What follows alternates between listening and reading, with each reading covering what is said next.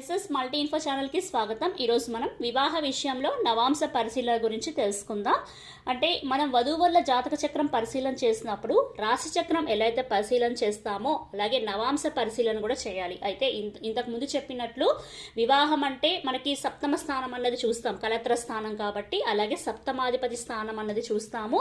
సప్తమ స్థానంలో ఉన్న గ్రహాలు అలాగే సప్తమ స్థానాధిపతి మీద కలిగిన దృష్టి గ్రహాలు అంటే సప్తమ మీద దృష్టి, సప్తమాధిపతి మీద దృష్టి, అవి శుభదృష్ట పాపదృష్ట, ఇవన్నీ కూడా బలం బలహీనత అన్నీ కూడా మనము అంచనా వేయాలి. అలాగే లగ్న బలం కూడా మనము తెలుసుకోవాలి. ఇంకా దశ అంతర్దశ గ్రహాలు అంటే ఏదైనా సరే ఇప్పుడు ప్రస్తుతం నడుస్తున్న దశ అంతర్దశ గ్రహాలు షష్టాష్టకంగా గనక ఉండాలి. అలా ఉన్నప్పుడు ఏంటంటే వివాహం అన్నది అనుకూలంగా ఉంటుంది. అలాగే నవాంశ లగ్నం వర్గోత్తమై దీన్ని అధిపతి అంటే ఈ నవాంశ లగ్నాధిపతి శుభ స్థానాల్లో ఉంటే గనక వారి వివాహం అన్నది చాలా బాగుంటుంది. అలా కాకుండా అశుభ స్థానంలో ఉన్నట్లయితే నవాంశ లగ్నాధిపతి గనక అశుభ స్థానాల్లో పాపగ్రహాలతో కలిసి ఉన్నట్లయితే ఫలితాలు అనేవి చెడుగా ఉంటాయి. అలాగే సప్తమ స్థాన గ్రహ దశ అలాగే సప్తమ దృష్టి కలిగిన దశ నడుస్తున్నప్పుడు వివాహం జరుగుతుంది. అంటే సపోజ్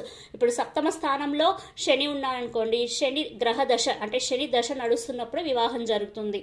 అలాగే సప్తమ స్థానం మీద దృష్టి కలిగిన దశ అంటే సప్తమ స్థానం మీద గురు దృష్టి ఉందనుకోండి, గురు దశ వచ్చినప్పుడు వివాహం జరుగుతుంది. ఇలా మనం అంచనా వేయచ్చు. అలాగే నవాంశ లగ్నం అన్నది పాపుల రాశిలో ఉండకూడదు. అలా ఉంటే వివాహం అన్నది లేట్ అవుతుంది. అలాగే నవాంశ లగ్నంలో కుజ శని రవి అన్నది ఉండకూడదు. అంటే నవాంశ లగ్నం మనం మాట్లాడుకుంటున్నాం కాబట్టి దాంట్లో కుజ శని రవి అనేది ఉండకూడదు. ఎందుకంటే కుజుడు అంటే మనస్పర్ధలకి దారి తీస్తుంది కాబట్టి నవాంశ లగ్నంలో ఇలా కుజుడు ఉన్నప్పుడు ఏంటంటే వివాహాల్లో మనస్పర్ధలు వచ్చి విడిపోవడం అన్నది కనిపిస్తుంది. అలాగే నవాంశ లగ్నాధిపతి ఇందాక చెప్పినట్లు కుజ రవి శని గ్రహాలు ఈ వేరే గ్రహాలతోటి కలవకూడదు. అంటే నవాంశ లగ్నాధిపతి కుజ రవి శని వీటితో పాటు వేరే గ్రహాలతో కలిసినట్లయితే విడిపోవడము ఇటువంటి మనస్పర్ధలు రావడం అన్నది కనిపిస్తూ ఉంటుంది. అలాగే గురువు మనము శుభగ్రహంగా చెప్తాం కదా, ఎంతటి శుభగ్రహం అయినా సరే